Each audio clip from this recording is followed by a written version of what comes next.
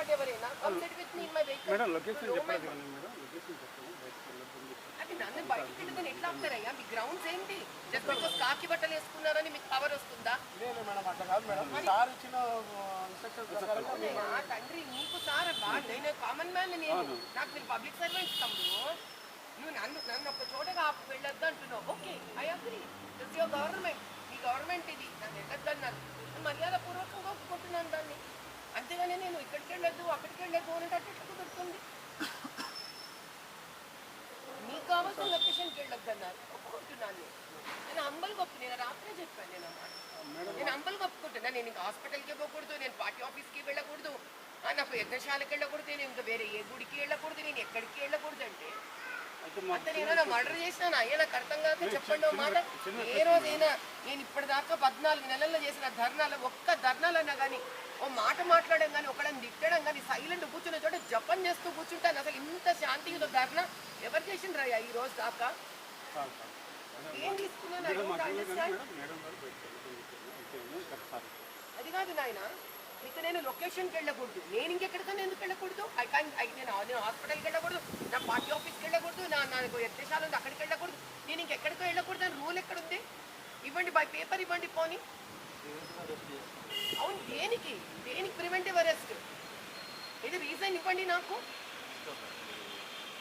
ఈరోజు నేను out of station కూడా వెళ్ళాలి, నన్ను ఫ్లైట్ కూడా ఎక్కనియనంటే ఎట్లా కుదురుతుంది? నాకు అర్థం కాక. How can you stop me going to hospital? 4 days నుంచి ఫీవర్, నాకు నిన్న నుంచి వైరల్ ఇన్ఫెక్షన్ కూడా అటాక్ అయింది. రండి నాతో పాటు మా హాస్పిటల్కి, కూర్చోండి పోనీ నా బండిలో, ట్రాక్ చేయండి నేను ఎక్కడ దిగుతున్నాను.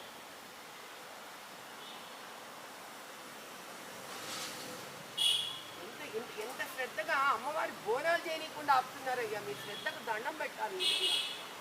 రాళ్లతో కొడతారు పార్టీలు, కర్రలతో కొడతారు.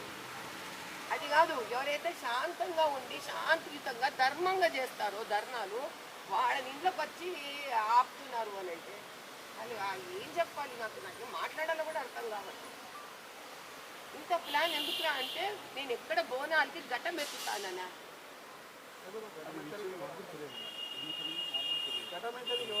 ఇది అందుకే అక్కడ ఎవరైనా కొడుతున్నారయ్యా?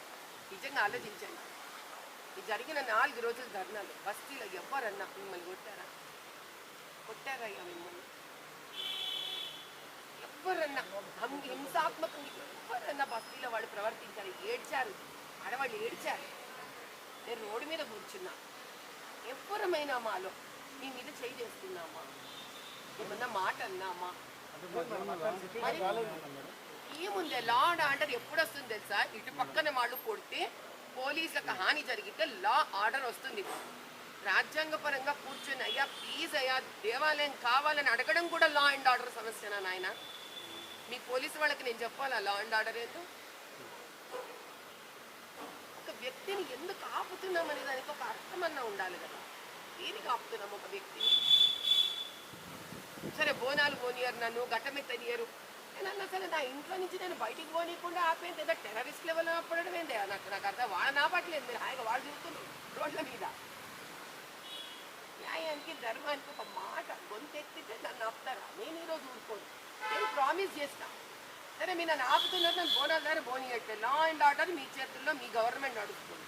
ఓకే, నేను ఇంకెక్కడన్నా వెళ్లకుండా ఆపే హక్కు మీకు లేదు. నేను హాస్పిటల్కి వెళ్ళాలి ఈరోజు. నాకు 4 రోజుల నుంచి ఒంట్లో బాగాలేదు.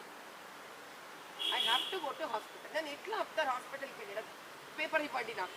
ఈరోజు మీరు హాస్పిటల్గా సచ్చినా బతికిన ఇంట్లో ఉండాలని పేపర్ తెచ్చేయండి. లా అండ్ ఆర్డర్ ప్రకారం నేను తీసుకుంటాను. ఇది అన్యాయం. ఇది నేను ఇంట్లో నుంచే కదలేనికుండా అప్పడం అన్యాయం. నమస్కారమే, నేను మాధవి లత. ఈరోజు మంగళవారం రోజు బంజారా హిల్స్ లో ఏదైతే అమ్మవారి తల్లి గుడి కూలగొట్టినరో ఆడ బోనాలు ఉండే. బస్తీ వాళ్ళందరూ పిలిచిరి. చాలా సంతోషమైంది. నా అదృష్టం అనుకునే రోజు బోనం ఎత్తాడు. కానీ బోనం ఎత్తనిస్తలేరు వీళ్ళు. ఇంట్లోనే నేను అర్ధరాత్రి 2 గంటల నుంచి పోలీసులు పంపించారు. ఎందుకయ్యా అంటే లా అండ్ ఆర్డర్ అంట. లా అండ్ ఆర్డర్ అంటే అర్థమైందయ్యా? ఏమన్నా రాళ్ళు పట్టుకొని వచ్చి కొడుతున్నామా? కాంగ్రెస్ వాళ్ళు కదా బీజేపీ పార్టీ ఆఫీస్ మీద రాళ్ళేసి కొట్టినట్టు మేమైనా రాళ్ళెత్తి కొడుతున్నామా? కర్రలతో కొడుతున్నామా?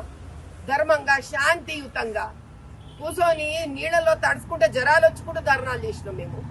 ఈ రోజు బోనం ఎత్తుతామంటున్నాం అమ్మవారి తల్లికి. దీనికి కూడా హౌస్ అరెస్ట్ చేసి తీసేంత అవసరం కనిపించిందా మీకు?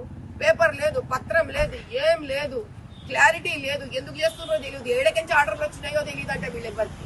కానీ ఈరోజు ఇంతమంది అయితే వచ్చి కూర్చొని కనీసం నన్ను హాస్పిటల్ కూడా పోనిస్తలేరు. పార్టీ ఆఫీస్ లో మీటింగ్ ఉందంటే మీటింగ్ కూడా పోనిస్తలేరు, మీరు ఫోనం ఎత్తని ఇస్తలేరు. ఎంతకాలం న్యాయం ధర్మం నాపుతారయ్యా మీరు? ఎంతకాలం న్యాయం ధర్మం నాపుతారు? 13 ఎకరాల భూమి ల్యాండ్ మాఫియా ఇది. చేసుకోండి, ఆ సర్కార్ మీది. రేవంత్ రెడ్డి గారు సర్కార్ మీది సార్, అమ్మేసుకోండి సార్.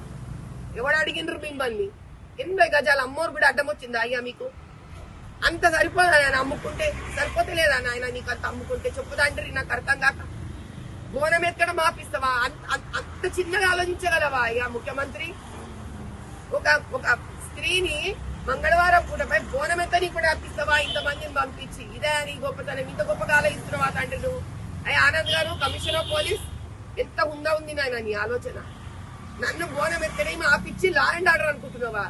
రాడు పట్టుకుని వచ్చినా, కర్రలు పట్టుకుని వచ్చినా? లా అండ్ ఆర్డర్ కోసం మీ వాళ్ళు చెప్తారు. నాకు ఇక్కడ పేపర్ లేదు, ఏం లేదు.